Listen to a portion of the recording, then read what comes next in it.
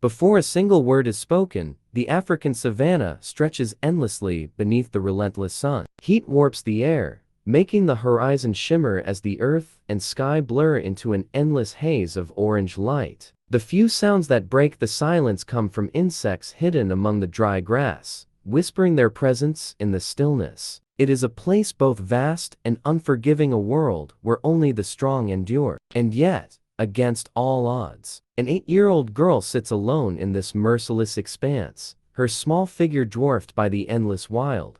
Sophie should not be here. Her tattered clothes cling to her dust-streaked body, stained with sweat and the grime of survival. Her sunburnt skin peels in places, her blonde hair reduced to a tangled mess, brittle from exposure. But what sets her apart most is not just her fragility, it is the sheer effort behind every movement. She has cerebral palsy, making even the smallest gestures monumental, and yet, she drags herself forward, inch by inch, toward the only shade for miles, a twisted, gnarled tree that offers little more than a brief respite from the searing heat. And no one knows how she ended up here. Not even Sophie herself remembers. There's only the certainty that time is slipping away, that survival is measured in minutes rather than hours. Thirst grips her throat like an iron fist. Her lips cracked and swollen, she fights the dizziness, fights the fear that gnaws at her mind like the distant growls of unseen predators. To keep herself from falling into despair,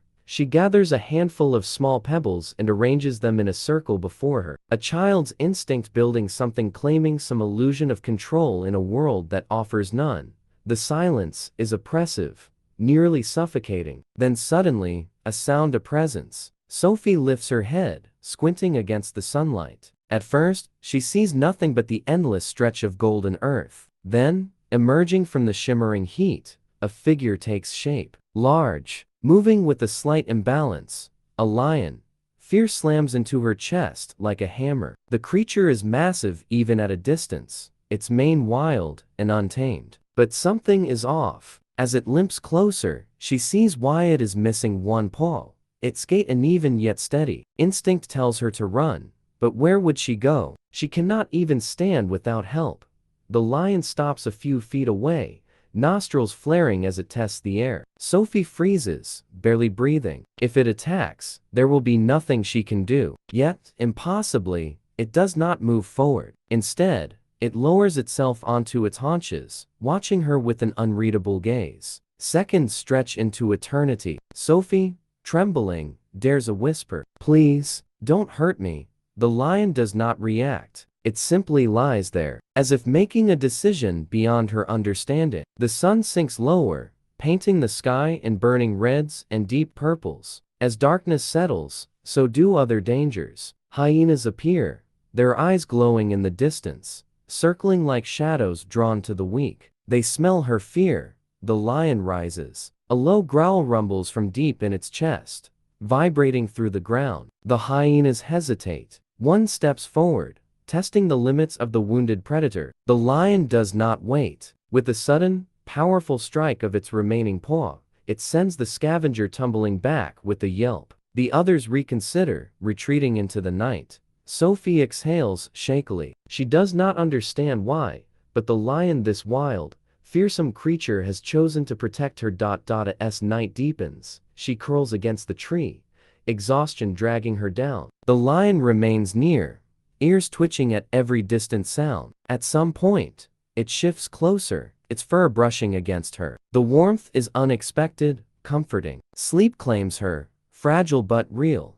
Days pass in this silent companionship. The lion walks. Sophie follows, dragging herself across the unforgiving terrain. He looks back often, never leaving her behind. He finds water, leading her to it. He waits as she drinks, her strength replenished for just a little longer. Then, the gunshots. Sophie startles. The lion tenses. Moments later, figures appear on the horizon, armed men moving with the careful steps of hunters. They spot tracks. The lions. Their expressions sharpen with greed. Poachers. Panic rises in Sophie's chest. She cannot let them find him. Not after everything. Thinking fast, she throws a rock into the opposite direction, creating a noise that draws their attention. Then, using her fingers, she scratches shapes in the dirt. silently signaling to the lion. Somehow, miraculously, he seems to understand. They slip away, and seen for now,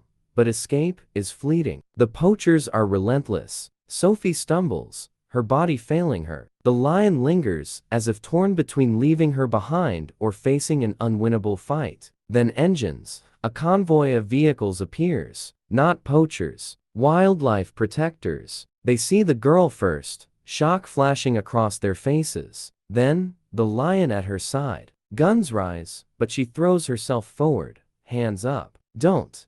Tension crackles in the air. Then, another gunshot, this time from a poacher. Chaos erupts. The protectors return fire, quickly overpowering the hunters. And then, it is over. Sophie is lifted into safety, water pressed to her lips. But her eyes never leave the lion. He watches warily, muscles coiled as they prepare to subdue him. A dart is fired. He falters, his amber gaze locking onto hers as his body weakens. Sophie reaches out, her fingers brushing his mane just before he slips into unconsciousness. She whispers, "Thank you." Days later, in a wildlife reserve, she finds him again, safe, healing, but forever changed. She stands by the fence, her crutches steady beneath her. When he sees her, he does not hesitate. He steps forward, nostrils flaring. Recognition. Sophie smiles. Not everything in the wild is cruel. Some bonds, once formed, refuse to break.